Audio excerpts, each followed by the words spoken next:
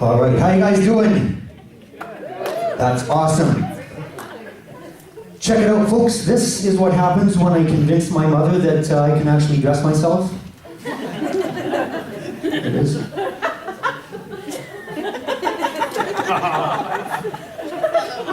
I thought I looked good.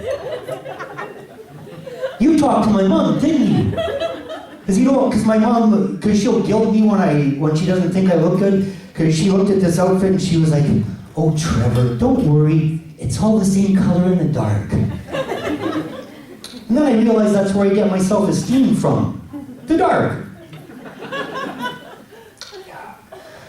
My name is Trevor Dean, as Croker said. I've been doing comedy in the city for a few years. I had to take a break from comedy recently because I had a very serious personal problem that really precluded me from being able to do comedy. And it was called being a shitty comedian. My parents don't care that I do comedy. I said to my mom, "Why can't you be supportive of your oldest son?" And she said, "Why? I'd rather watch American Idol because sometimes reality shows have a happy ending."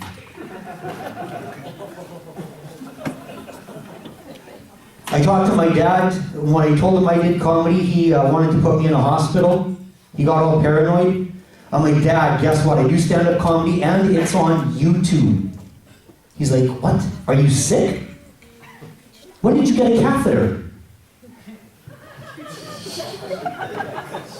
Good, I'm not the only one who's been to a hospital, and I'm not talking a mental type, because I know you guys are thinking, psych ward. I can't remember. I know I have a unique look to me. It's called being adopted.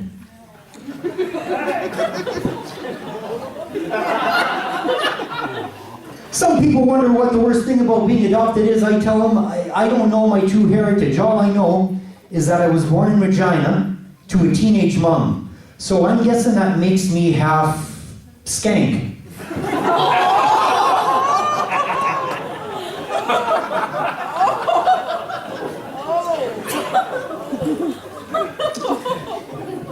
Most parents get to see their children into the world through the miracle of birth.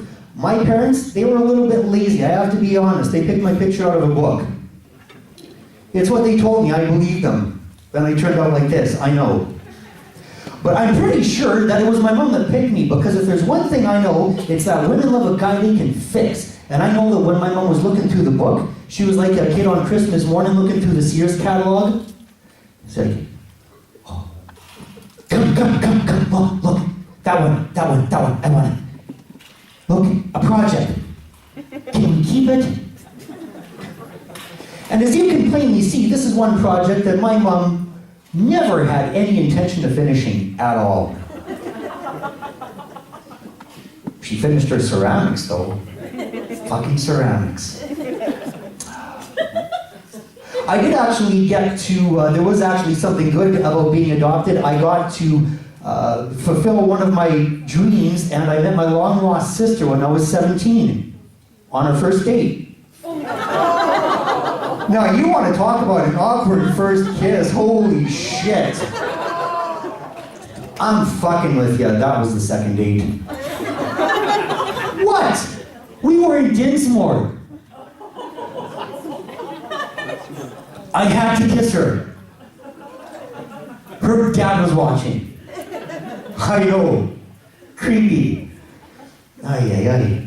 I did actually have, I actually had something positive happened to me 2 days ago. I know it's hard to believe, but just go with me on this one. I celebrated my anniversary 2 days ago. You guys are a caring fucking crowd. This is good. Thank you. 3 people clapped. 4. This is good. Yes. Great. Yes. I celebrated the anniversary of the first time that I had sex. Now, oh, more claps for that? Really? Fuck you. I should have stayed home in my bed crying. Fuck. You know how guys, ladies, how guys sometimes forget anniversaries and the important dates? I will never forget my anniversary date. Do you want to know why? Because it's always going to be right there on my credit card statement. No, wait, just a minute. I do not want the single ladies in the room to think that I would be that desperate to get laid, that I would have to stoop to so low as to ever pay for sex. With the credit card. In the words of Justin Trudeau, it's 2016. You gotta use cash. Because believe me, ladies and gentlemen, there is nothing more humiliating than having your pants around your ankles on the corner of 20th and O with your Visa card declined for the 3rd time. Try explaining that one to your parents. It doesn't work. Trust me. Oh, it's fucking horrible. Yeah, I'm just trying to remember what I need to bitch about next. Oh yeah.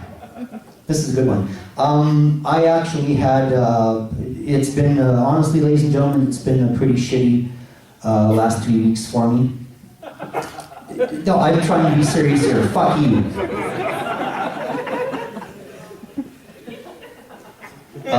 Because I had to deal with a family tragedy. My girlfriend met my mother for the very first time. And it went so fucking horrible that my girlfriend ended up leaving.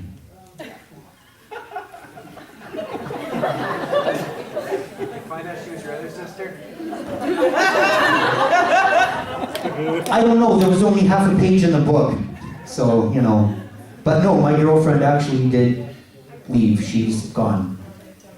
And thank you for caring. You guys are a great bunch.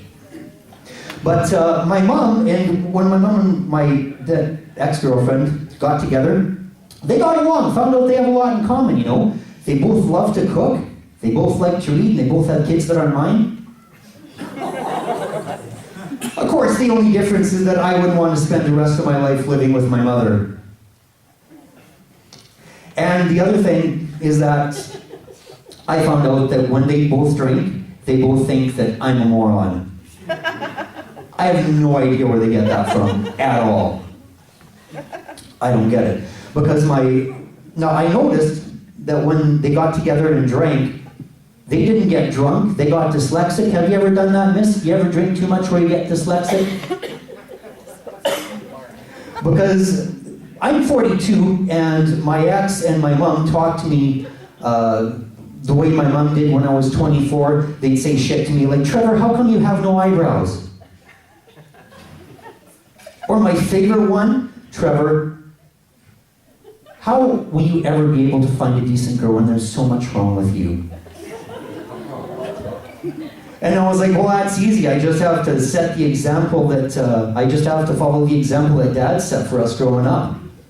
I just have to make sure I have enough cash for the hour. The only problem is, I said that with my girlfriend in the room. And you wonder why I'm single? Yeah, me too. Oh, boy.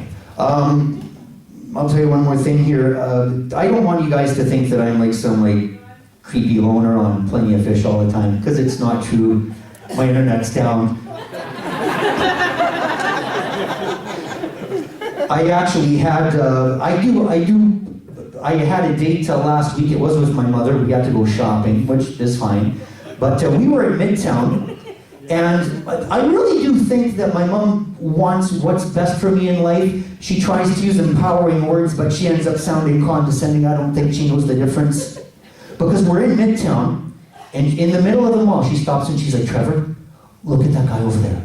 He's tall, and he's handsome. And look at the way that woman pays attention to him. He probably saved up enough money to buy his own car. He probably owns and doesn't rent. And he probably has a stable job.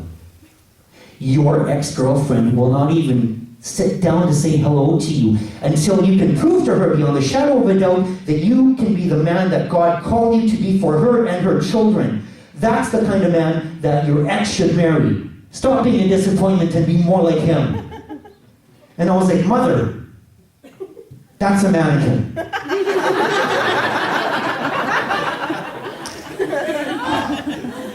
I'm only glad that I'm making a living at stand-up comedy.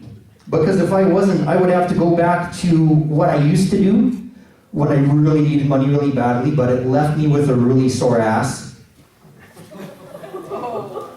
and very low self-esteem. You guessed it. I was a bike courier.